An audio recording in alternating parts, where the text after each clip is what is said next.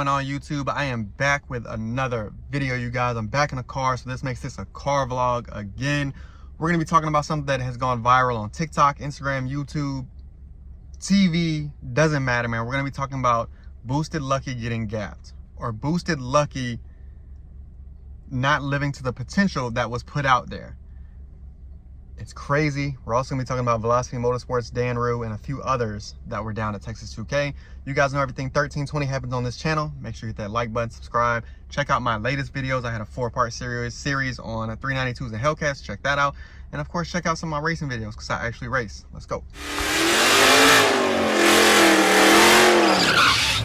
Two nasty challengers. I guess it was a grudge race between Boosted Luckey and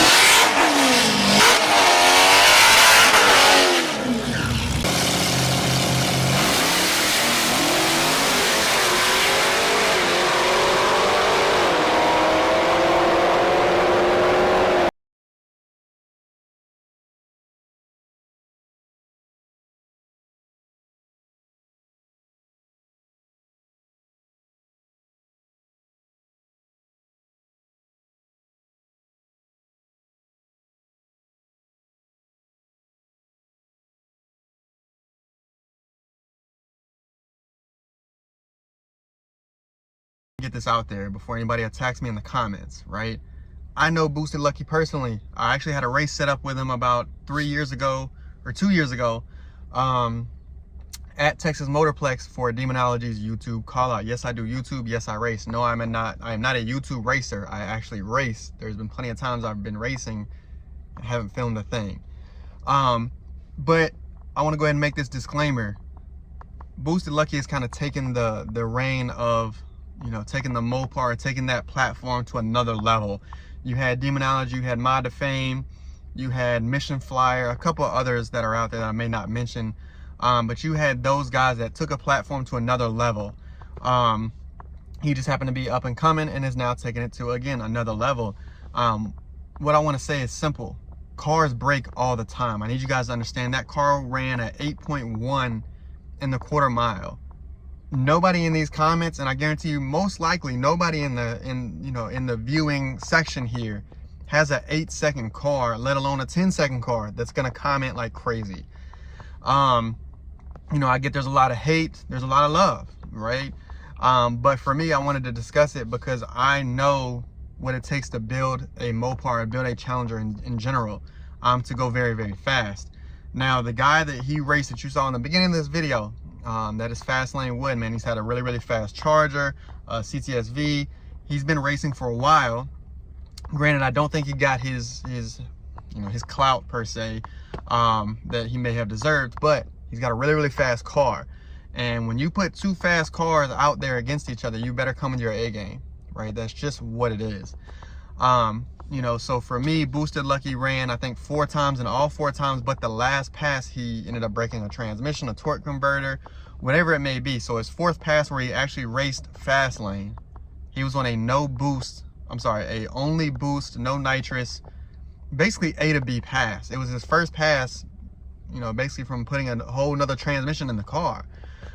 So for me, in my opinion, was it a fair race? No. But racing is racing. You got to come prepared. You got to do what you got to do. It's life. I've seen people rebuild a whole motor in 2 days and come back out there and run the same numbers. You just got to know your car. Now, to speak to the race itself, yes, it's going to get blown up. It was on 1320 video. Of course, you can see it nationally televised on the Texas 2K website. Of course, people are going to go crazy and say he didn't run this number. He's not the fastest Hellcat, X, Y, and Z. I don't believe he ever said he was the fastest Hellcat. I think that was put out there because he kind of held the flame, per se, for Mopar and Mopar guys in general. I still think he has one of the fastest Hellcats out, but I will say this, there's always somebody faster, no matter what. And for me, if Fastlane and Boosted ran again with both cars fully healthy, I think, you know, whoever has the best light reaction or whoever gets the best 60 foot, that's who's going to win the race. I've always said it. 60 foot matters, right? My belief, right? So the next thing I want to talk about is leaving Boosted Luckey alone in that topic, right? Fast Lane 1, give him his credit. That car is fast. The car is fast, no doubt about it. But the next thing I want to get to is DIDNT, man. Something that I'm not a fan of Dan Rue. I could care less. But he likes to drag a lot of things through, especially Hellcats, stuff like that. But all I saw was him riding around taking pictures. I didn't see him race lining up one time, but I saw a lot of talk going on, right? So Dan Rue, if you're watching this, I hate to tell you, man, I don't see you as a racer. You may be a car guy, but I didn't see it. You had plenty of time to prepare to get a cage, whatever you may have needed, because you know how fast your car is, right? Like let's get prepared. And if you didn't want to race, stop getting on the podcast just talking, right? My opinion.